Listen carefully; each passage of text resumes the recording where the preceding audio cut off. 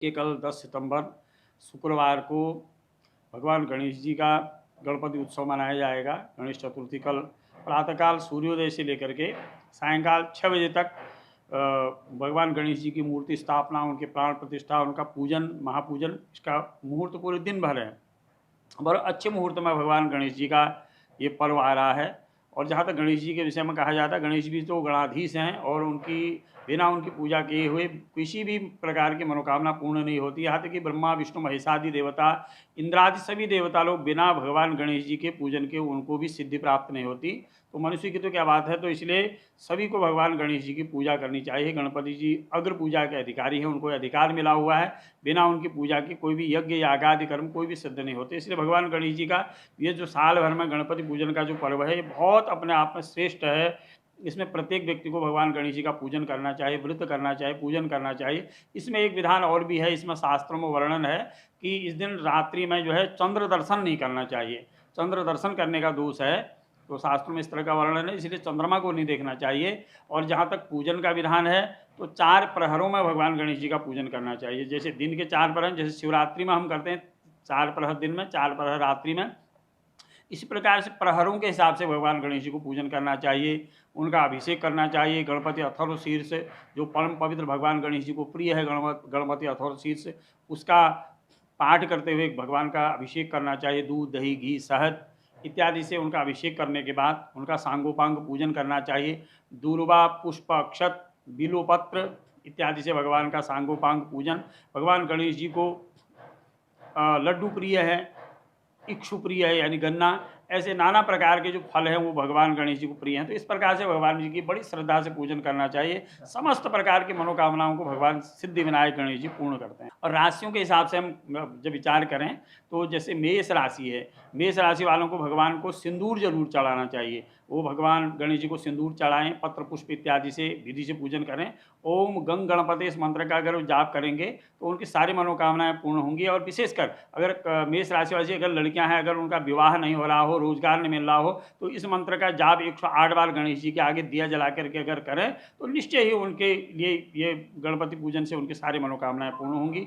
आई वृष राशि की बात, वृष राशि वाले भी भगवान गणेश जी को दूर्वा और मोदक ये विशेषकर भगवान को अर्पित करें।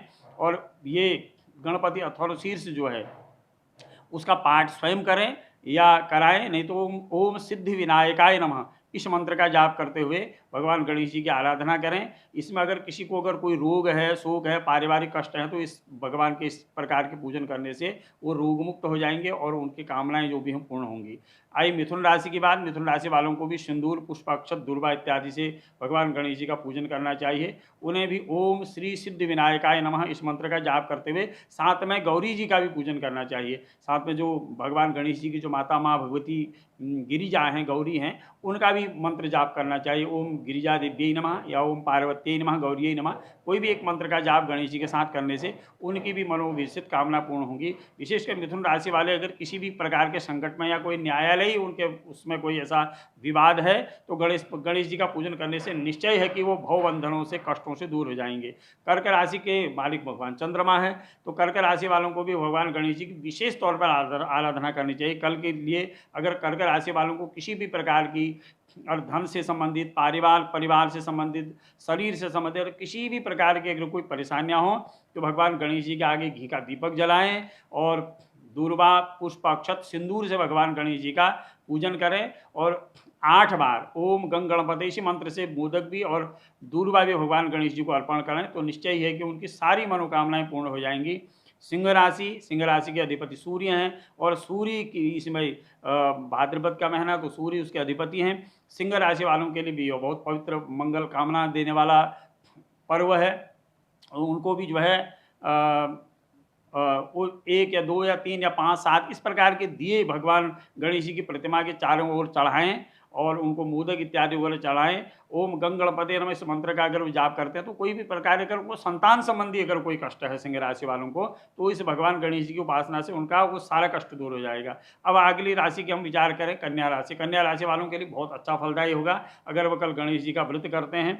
जब तक गणेश जी की स्थापना अगर वो कर सकें, मंदिर में घर में अगर गणेश जी की स्थापना करके अगर गणेश जी की उपासना कर सकते हैं, गणपति अथर्व शीर्ष का पाठ कर सकते हैं, भगवान गणेश जी के 12 नामों का अगर उच्चारण कर सकते हैं, तो भगवान गणेश जी उनकी सारी मनोकामनाओं को पूर्ण करेंगे। उनको पदोन्नति, विशेषकर उच्च पद लाभादि ये देने वाला है। बात करें अगर तुला राशि की, हम तुला राशि के पास स्वामी भी शुक्र है और बाहर भी कल शुक्र पड़ रहा है, तो तुला राशि वालों को विशेषकर सपत्नीक जो है पीले वस्त्र पहन करके और भगवान गणेश जी को दूर्वा अक्षत, विशेषकर सिंदूर, महिलाएं सिंदूर भगवान गणेश जी को जरूर चढ़ाएं और घी का दीपक जला करके ओम गंग गणपते नमः इस मंत्र का निरंतर जाप करते हुए अगर वो भगवान गणेश जी का पूजन करेंगे, तो उनके भी जो भी पारिवारिक इस प्रकार के संकट हैं, विशेषकर शारीरिक संकट, शारीरिक रोग जिन व्यक्तियों को हुआ है, तो रोग को काटने का इससे रामबाण दूसरा उपाय और कोई नहीं हो सकता। उनको निश्चय ही गणेश जी की उपासना करनी चाहिए और प्रत्यक्ष फल 3 दिन के अंदर में उनको दिख जाएगा कि अगर गणेश जी के पूजन से उनके सारे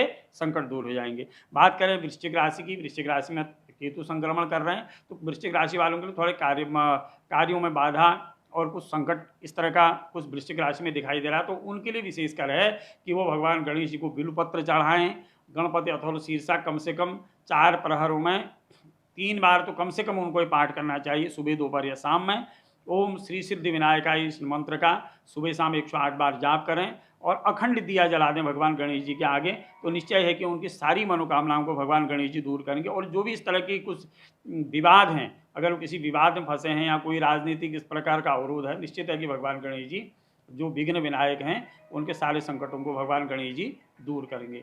इसके बाद आती है धनराशि की बात, उसके स्वामी बृहस्पति जी हैं और धनराशि वालों के लिए भी विशेषकर है कि पीले कपड़े पहन करके वो भगवान गणेश जी का पूजन करें, विधि विधान से करें, तो उनकी भी समस्त कामनाओं को पूर्ण करेंगे। बात करें मकर राशि की, तो मकर राशि वालों के लिए भी विशेषकर है, उनके लिए बहुत अनिवार्य है कि भगवान गणेश जी का पूजन करें, क्योंकि उस राशि के स्वामी शनि भगवान हैं। शनि इसमें थोड़ा सा विपरीत फल कारक भी बने हुए हैं, तो भगवान गणेश जी की उपासना करने वाले को तो कोई शनि राहु केतु अगर कोई भी ग्रहों की बाधा नहीं सताती, तो उनको भगवान गणेश जी की पूजा करनी चाहिए। बात करें कुंभ राशि की, इसके राशि के मालिक भी भगवान शनि हैं, तो उनको भी जो है विशेषकर भगवान गणेश जी का पूजन करना चाहिए। विशेषकर कुंभ राशि वाली अगर कोई स्त्रियां हैं, उनको अगर कोई उदर पीड़ा है या किसी प्रकार का अगर रोग है, तो उनको अखंड व्रत करके भगवान गणेश जी का पूजन करना चाहिए। और ये ध्यान रखना चाहिए किसी भी सूरत में रात में वो चंद्रमा का दर्शन न करें। विशेष पहले तो सभी राशियों के लिए और मकर कुंभ राशियों के लिए विशेष कह रहे हैं कि उनको नहीं करना चाहिए, किसी को भी पहले चंद्रमा का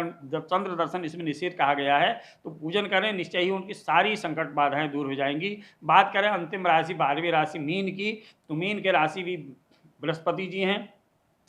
मीन राशि वालों को सपत्नीक पीले वस्त्र पहन करके भगवान गणेश जी के आगे दिया जला करके सांगोपांग पूजन करके भगवान गणेश जी का पूजन करना चाहिए। स्त्रियों को सिंदूर चढ़ाना चाहिए और सौभाग्य मंत्र का भी उन स्त्रियों को जाप करना चाहिए। तो इस प्रकार के व्रत पूजन करने से समस्त लोगों की कामनाओं को भगवान गणेश जी पूर्ण करते हैं। और सबसे बड़ी बात यह है कि गणेश जी बहुत जल्दी प्रसन्न होने वाले, जैसे भगवान आशुतोष शिव हैं जल्दी प्रसन्न होते हैं, ऐसे ही भगवान गणेश जी हैं, अपने भक्तों के ऊपर अनंत कृपा करते हैं। अनंत कृपा की वर्षा भगवान गणेश जी करते हैं। जिसके ऊपर गणेश जी की वर्षा हो गई तो उसके जीवन में किसी प्रकार की कोई कमी नहीं रहती। तो ये गणेश जी का प्रसाद है, इस प्रकार से पूजन करना चाहिए।